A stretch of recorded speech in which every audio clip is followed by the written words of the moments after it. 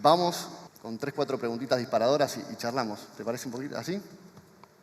Contanos qué está pasando con la macro y el rol fintech. Bueno, te aburro un ratito con el esquema del programa económico, cómo está pensado, cómo está evolucionando y voy a tratar de hilarlo con dónde vemos nosotros el rol fintech en eso. Entonces, déjame ir para atrás lo más breve y lo más simple posible para que se entienda. Primero, conceptos detrás del diseño del programa económico. Nosotros armamos un programa económico basado esencialmente en 3 premisas. Muy conservador. Una premisa es, no tenemos financiamiento. Ya Argentina había llegado a un punto de su abuso financiero donde no había forma de financiarse, ni en el mercado de capitales, ni en el mercado de capitales externo, ni con el Fondo Monetario, ni financiamiento monetario, nada. La segunda es, no teníamos poder político, representación mínima del Congreso, imposibilidad de cambiar normas. Y la tercera es, no tenemos credibilidad. No tener credibilidad quiere decir, lo que yo diga no importa, importa lo que haga, tengo que esperar a ver el resultado de lo que haga para que empieces a tomar decisiones. Los gobiernos que tienen credibilidad dicen, vamos para allá, todo el mundo se alinea. Cuando Argentina dice, vamos para allá, todo el mundo dice, espero y veo, vamos a ver para dónde vamos. Y eso hace que el diseño del programa sea muy conservador, trate de depender lo mínimo posible en las cosas que no controlamos. Entonces ahí es donde ves que el primer elemento es el ancla fiscal. ¿Por qué? No hay mucha opción. Si no tenés financiamiento, vos podés tener el déficit que podés financiar. Si no tenés financiamiento, no podés tener déficit. Esa es fácil. Listo, arrancás, déficit cero. No es tan genialidad, es la que hay. Y después tenés 12 desequilibrios monetarios y cambiarios. El desequilibrio monetario tiene que ver con cuántos pesos hay, cuántos pesos existen en la economía versus la cantidad de pesos que la sociedad necesita o quisiera tener. Y el desequilibrio cambiario tiene que ver con cuántos pesos hay en relación a los dólares que hay. Entonces, para que entiendas el desequilibrio monetario, la cantidad de pesos, tenés que incorporar que hace 20 años, todos los años, el Banco Central emite para pasarle pesos al Tesoro. Quiere decir que hay una oferta de dinero en esta economía. Hace 20 años, todos los años, no importa si el año era superávit, déficit, no importa, todos los años se emite. En los últimos 4 años, en esos 20 años fueron un poco más de 60 puntos del PBI lo que se emitió. En los últimos 4 años solamente, incluye la pandemia, que donde todos los países emitieron para solventar los gastos extraordinarios de la pandemia, pero Argentina emitió 22 puntos del PBI en 4 años. La única forma de que... Esa es la oferta. Entonces vos decís, bueno, ¿está en equilibrio o en desequilibrio ese mercado? La única forma que esté en equilibrio es que haya una demanda que vaya al mismo ritmo y a 22 puntos de PBI en 4 años no hay demanda de dinero que aguante ese ritmo. Entonces arrancamos con un desequilibrio enorme, con un ritmo de crecimiento de esa oferta de dinero y con un stock de pesos excedentes que necesitamos que se digieran de alguna manera antes de poder mover. En lo cambiario al final es una ecuación, pesos contra dólares. Los pesos son esto que te digo recién y los dólares, no es que teníamos pocos dólares, tenemos dólares negativos, quiere decir, había reservas negativas, que quiere decir que el Banco Central se gastó los depósitos de la gente en intervenir en el mercado cambiario, 11.000 millones de dólares, esos están contabilizados. Se le deben 5.000 millones de dólares al Banco Central de China, están contabilizados. Y después había 50.000 millones de dólares de deuda comercial no contabilizados. Eso es toda la gente que importó algo, que dijo, lo tengo que salir a pagar, tengo pesos, ¿quién me va a dar los dólares? El Banco Central tenía que dar los dólares. Entonces, ese también es un stock súper negativo. Ese es tu desequilibrio cambiario. Entonces, nosotros vemos cómo hacemos para avanzar y tener una vida un poco más normal para resolver estos desequilibrios. Y la realidad es que en esa ecuación cambiaria, la pata de dólares no la controlamos mucho. Nosotros acumulamos dólares o cuando alguien nos los presta o con los que genera la economía. Y la economía tiene un ritmo de generación. Somos un país que cada vez exporta más recursos naturales, Eso tiene un beneficio que es un flujo súper estable, es lento en el tiempo, pero es estable y crece. Y importamos esencialmente bienes intermedios, salvo cuando hay brechas gigantes que se importa cualquier cosa, el 90% de nuestras importaciones son bienes que usás en un proceso productivo. Entonces, si estás en recesión, importás menos, si estás en crecimiento, importás más. Pero ese flujo está más o menos dado, es bastante estable, es muy estructural. Entonces, si vos decís, yo tengo que esperar a acumular reservas por este mecanismo para resolver este agujero que heredé, bueno, voy a tardar un montón de tiempo, es muy difícil. Entonces nosotros le pusimos el foco en la otra pata, en la de los pesos. De nuevo, el desequilibrio cambiario es pesos contra dólares, la de dólares no la controlo tanto, me foco en la de pesos. Entonces en la de pesos fuimos a intentar resolver el desequilibrio monetario que tiene un beneficio para el desequilibrio cambiario. Y ahí identificamos dos fases, lo que llamamos dos fases. La fase 1 fue cómo hacemos para reducir este tamaño de stock que teníamos para que se digiera, para que la economía absorba esos pesos y pase a decir, bueno, ahora el nivel de pesos que tengo es más compatible con los bienes que tengo en la economía o con los pesos que quiero tener. Y esos fueron los primeros 4 meses del año, esencialmente, donde primero frenamos la velocidad a la cual se estaba agrandando esa pelota y segundo, principalmente con tasa de interés negativa en términos reales, ese stock en términos reales se fue achicando. Y cuando llegamos a abril-mayo, ya consideramos que esa parte se había completado y ahora teníamos que empezar a construir. Y construir se va dando a partir de que todos tengamos mejores expectativas de cómo viene el futuro, o sea, si vamos a estar más cómodos con el peso cada día que va pasando.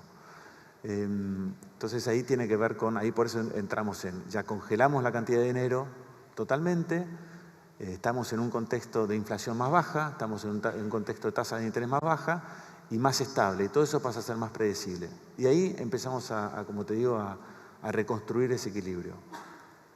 En el tiempo, si la economía empieza a recuperar, la gente empieza a demandar más dinero porque es más estable el contexto económico y la oferta está fija, entonces ese desequilibrio inicial de exceso de oferta se equilibra y después se te empieza a transformar en un exceso de demanda. Y es lo que nosotros decíamos, que el peso se empieza a volver escaso. Entonces cuando el peso se empieza a volver escaso, naturalmente empieza a anclar el desequilibrio cambiario, porque ahora no tenés muchos dólares, pero tampoco tenés muchos pesos, entonces esa ecuación se te equilibra. Y a medida que todos estamos más cómodos con los pesos, todos estamos más cómodos con los niveles de tasa de interés, empiezan a surgir la demanda de créditos y no solo tenés la demanda transaccional básica de los pesos, sino que ahora las empresas empiezan a demandar pesos a través de créditos para poder invertirlos y poder hacer funcionar su rueda. Y llegamos al mundo fintech. No, pero súper claro. Okay. Entonces, en toda esa primera etapa, el mundo fintech está muy sesgado hacia lo transaccional. Es un contexto de supervivencia. Casi todo lo financiero se vuelve transaccional. Todos teníamos el año pasado la menor cantidad de pesos que podíamos tener porque perdían valor todo el tiempo. Entonces, si vos te acordás, las empresas, todo el que tenía un ahorro, todo el mundo estaba comprando lo que podía comprar. Te acordarás, niveles de inventario récord. Las constructoras acumulaban hierro. El juego era el acopio. Porque en realidad no es que tenían demanda de hierro, tenían demanda negativa de pesos, se estaban sacando encima los pesos. En ese contexto, la fintech te puede ayudar a moverlos rápido de un lado a otro. Pero a medida que eso va cambiando, la demanda de producto empieza a virar, ¿no? Entonces, por ejemplo, ahora la recuperación del crédito para nosotros es un lugar central donde a la fintech se le empieza a generar un montón de espacio. La canalización del ahorro pasa a ser mucho más relevante. Entonces, así es donde nosotros atamos, esa es la forma en la que nosotros atamos lo que vemos en la evolución macro, cómo creemos que se va a proyectar la situación para adelante y cómo van mutando el rol de la industria en ese contexto. Muchas gracias. Súper didáctico. ¿Y cómo es? A mí me llama mucho la atención. Este año yo tuve la posibilidad creo que me reuní en el primer mes más veces con el Banco Central que los últimos 4 años en la agenda de trabajo. Y cada vez que iba al Banco Central, esperábamos los jueves a la noche a ver qué salía, porque nadie sabía qué iba a pasar. Entonces, primero agradecer el trabajo conjunto. No necesitamos estar 100% de acuerdo en esa agenda de trabajo, pero sí existe en los equipos una forma de trabajar, de tener una agenda que la verdad a nosotros como ecosistema nos da más confianza. ¿Y cómo es la regulación hoy entre los reguladores y el regulado? ¿Cómo la están viendo, no? Mirá, para nosotros conceptualmente no hay fin sin tech. No existe más bancos o instituciones financieras que no estén centradas alrededor de la tecnología en el mundo y en Argentina. Entonces, no contemplarlo dentro de lo que es nuestra lectura de la situación es un sesgo horrible para tratar de entender. Al final vos pensás que el regulador tiene que... Lo que más le importa es todo lo que llaman macroprudencial. Lo que tiene que hacer es estar vigilando que, si querés, una actitud un poco paternalista, pero que el desamparado no sea víctima de una situación que no se vio venir. Entonces, si nosotros no incorporamos la velocidad de adopción de la tecnología al mundo que tenemos que monitorear, vamos a estar monitoreando un mundo cada vez más chico cuando el mundo en realidad se está agrandando. Entonces nos quedamos afuera de esa foto. En general, en términos regulatorios y lo que comentabas de estar viendo, bueno, a ver qué regulación sale, en general, no solo con la fintech, nosotros creemos que es mucho más sano tener un marco regulatorio estable y predecible, no que a vos te sorprendan las cosas, uy, cambió esto, vino esto. Hay elementos de la política financiera que no puede ser predecible. Yo no te puedo anticipar cuándo se van a mover ciertas variables financieras porque genero oportunidades de arbitraje y tengo que ser justo, las reglas tienen que ser las mismas para todos. Pero en todo lo que tiene que ver con marco regulatorio, reglas de juego, eso, la idea nuestra es que sea bien transparente, bien predecible y sobre todo nosotros lo vemos como una fuente de valor. Quiero decir, si nosotros logramos construir un marco regulatorio estable, predecible y confiable, bueno, para las empresas fintech me imagino que es mucho más fácil construir un caso de negocio, levantar capital, crecer, desarrollarse, contratar, llevar a cabo todas esas actividades. Entonces, nosotros eso lo tenemos como un objetivo central. En términos de tu pregunta de la relación regulador-regulado, tenemos una concepción lo más liberal posible dentro de lo que te decía que tenemos una responsabilidad de protección en el ecosistema. Entonces, ¿para dónde nos sesga eso?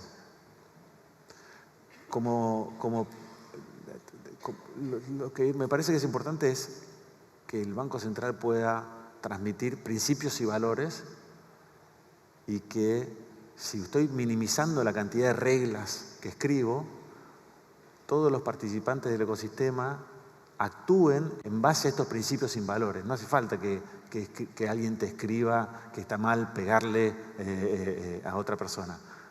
Como el bien y el mal está más o menos claro en un concepto general de todas las personas. Después escribís reglas en detalle de qué tan fuerte le pegaste. Bueno, acá, por ahí fue malísimo el ejemplo, pero el concepto es... ustedes, los jugadores de la industria, tienen que poder anticiparse, por más que la norma esté escrita o no escrita, a cuáles son los principios y valores que pretendemos para el ecosistema. Hoy te diría que esos principios son competencia y transparencia. Nosotros queremos que se desarrollen empresas fintech, las vemos como complementarias a todo el sistema financiero, la vemos como... fíjate que hubo una evolución, esto pasó a nivel global, en Argentina es bien claro me parece, pero hubo durante un primer periodo que podemos decir que era del 2015 al 2020, que era todo esto nacía los fintech, era integración financiera. ¿Cómo hacemos para subir a gente que está fuera del sistema financiero al sistema financiero?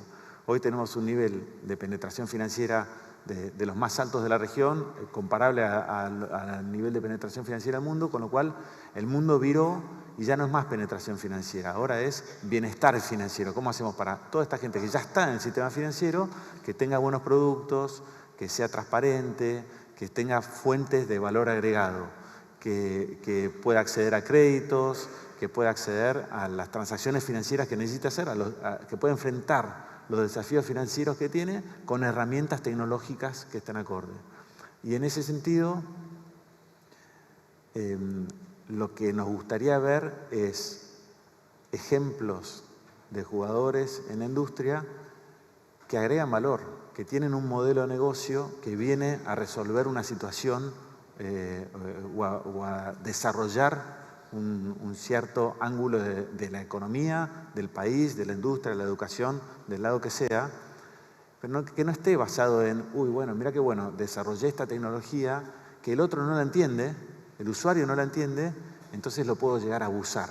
O sea, todo lo que nosotros veamos como comportamiento abusivo, vamos a tener tolerancia cero. Que la fuente de valor agregado no sea un arbitraje financiero temporario, sino que sea realmente un lugar donde puedas canalizar. Al final, el mundo financiero se trata de canalizar ahorro-inversión, de cómo capturo tus excedentes financieros y se los logro que le lleguen a otro que tiene un proyecto y vos tengas un retorno justo. Entonces, ojalá esto se pueda mantener a nivel lo más conceptual posible y no tengamos que escribir cada vez que querés mandar un mensaje qué regulaciones tenés que cumplir. Es interesante porque yo, seguramente no escuchaste atrás, pero yo hablaba de los distintos licencias o registros, ¿no? Hoy tenemos PSP, PSAB, proveedor de servicios de crédito, regulados. Entonces, como regulador, ¿no? ¿Cómo conjugamos la regulación entre los bancos y las fintech, donde vos ves bancos empezando a crear esa fintech o fintech adquiriendo licencias, ¿no? Claro. Una corredora de bolsa, una LIC o un banco en sí mismo, ¿no? Claro, hay como que heredamos una carga de tensión, fintech versus bancos. Para nosotros no. No, bueno, pero existe. Sí. Entonces, nosotros no la vemos de esa manera tampoco. Como te decía, no nos imaginamos cómo los bancos se pueden crecer y competir sin la parte tecnológica. Y probablemente la amplia mayoría de los proyectos tecnológicos tengan una vida muy limitada sin la utilización del balance de los bancos. O sea, nosotros vemos una complementariedad. Lo que nosotros estamos haciendo desde esa perspectiva en términos regulatorios es trabajar en nivelar la cancha para que no se produzca esa rivalidad, esa ventaja o desventaja, sino que las reglas sean claras, la misma para todos y sean justas. Como te decía, que sea un marco regulatorio inteligente que se vea como una fuente de valor agregado, no como una traba, un costo, un impedimento. Entonces, que lo natural es que un negocio financiero hoy nazca como fintech, no que nazca como banco, es más difícil porque necesitas una escala, ciertos costos estructurales por la carga regulatoria y por las responsabilidades que trae, y que vaya evolucionando. Y en algunos casos se transformará en banco, en algunos no, en unos será complementario, en otros será competitivo, pero nosotros lo vemos como parte del mismo ecosistema. Es como tratar de generar una competencia entre el efectivo y el dinero digital. Tiene que fluir y tiene que ser en base a la demanda. Y ahí aprovecho el chivo de que habrás visto, estamos trabajando en esa cañería, en tratar de que los recursos financieros fluyan. Por eso eliminamos la percepción de impuestos sobre los pagos por medios electrónicos de pago, porque tiene que poder competir con el efectivo de una manera más justa. Y además la tecnología te permite trazabilidad que el efectivo no. Bueno, hay pros y cons de todos. El efectivo te permite libertad de esa trazabilidad que la trazabilidad te condena. Sí. Entonces, pero tiene que ser la sociedad, el individuo tiene que ser el que decide si quiere uno o quiere el otro. En general, creo que esa es la concepción que tenemos del marco, de cómo debiera ser el marco regulatorio. Bueno, y para cerrar, que ahí me están atendiendo, ¿hacia dónde vamos? Mirá, nosotros siempre para adelante, como dice el presidente, para atrás solo para tomar carrera. Nosotros vemos como cuáles son los puntos donde más foco le estamos poniendo con respecto a la industria para adelante. Anticipamos todo lo que es Open Finance, que tiene que ver con las libertades de los individuos respecto a sus productos financieros. Y lo segundo, muy complementario con la industria bancaria, la originación de crédito. El crédito en Argentina llegó a un mínimo histórico. En abril fueron menos de 5 puntos del PBI. En 2017-18 eran 17, 18 puntos. O sea, el crédito se puede triplicar, no crecer 30%, se puede triplicar y todavía estamos en un nivel bajo de crédito para esta economía. Y eso va a necesitar, venimos de un contexto donde dar crédito es muy complejo porque no tenés balances, tenés inflación, la inflación borra todo, tapa todo, no tenés historia. Entonces la tecnología creo que va a ser central en el desarrollo del crédito. Así que esos son los donde más le estamos poniendo focos, de regular, nivelar la cancha, integración y proveer un marco regulatorio que, como te digo, sea una fuente de valor. Te digo que también, en ese sentido, hay otra batalla cultural, si querés, que hace falta dar, que es cómo una industria estaba más sometida al regulador que usando el regulador como una herramienta. Nosotros creemos que no hay que esperar que el regulador o el gobierno te diga a dónde tenemos que ir. ¿Y ahora qué hago? Tiene que ser al revés. La industria tiene que decir, yo quiero ir para allá, me parece que esto es lo mejor. El regulador va a ver si eso efectivamente agrega valor y no hay una situación de abuso. Y si es el caso, tiene que ir para adelante.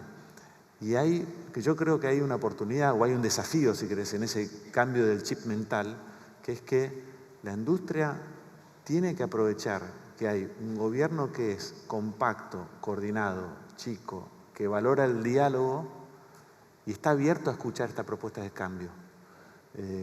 Y ahí hay que sacarse la timidez o la tara mental de decir, uy, no me dejan hacer esto, no me dejan hacer lo otro, ¿a dónde tengo que ir? Le voy a preguntar a dónde tengo que ir y proponerlo y empujarlo y hacerlo lo más rápido posible, porque son oportunidades que se dan, a veces están, a veces no están.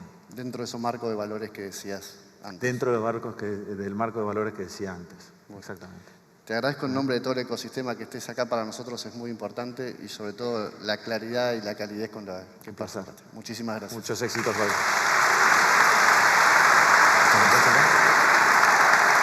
¿Luis?